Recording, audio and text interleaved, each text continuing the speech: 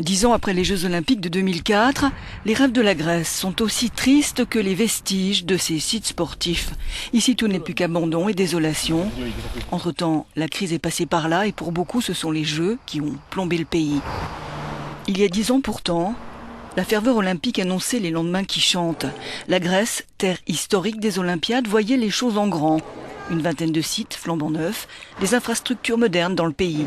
En un rien de temps, le budget initial a plus que doublé, mais l'on espérait retour sur investissement. Stella, volontaire à l'époque, est revenue sur les lieux. Les sourires des gens autour de moi, c'est le souvenir le plus fort, dit-elle. Je n'oublierai jamais comme nous étions fiers en 2004. Nous espérions vraiment un avenir meilleur. Nous pensions que la Grèce se développerait vraiment grâce aux Jeux. Qui pensait que la plupart de ces sites ne serviraient que 15 jours? Les intérêts politiques du pays en ont décidé autrement. Les gouvernements qui se sont succédés après les Jeux ont refusé d'entretenir l'héritage olympique, comme cela était prévu. Kostas Kartalis, qui était secrétaire général d'Athènes 2004, explique qu'il y avait un projet pour l'avenir des sites. Après 2004, dit-il, le nouveau gouvernement a choisi de ne pas appliquer ces plans pour des raisons politiques. On a perdu l'élan.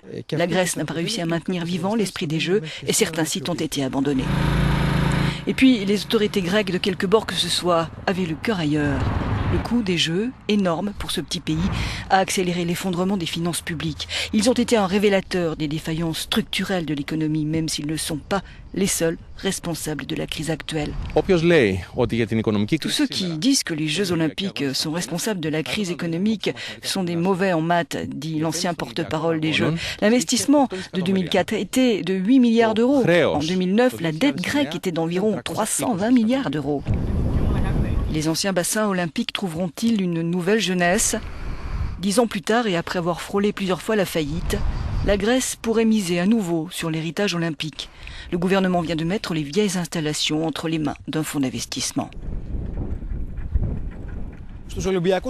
En 2004, la Grèce a gagné la bataille. 10 ans plus tard, il semble que le pays a perdu la guerre. La fierté nationale a laissé la place à la déception et la colère. Mais encore maintenant, l'utilisation des installations olympiques pourrait contribuer à sortir de cette crise. C'est ce que conclut notre correspondant, Apostolos Kaitos.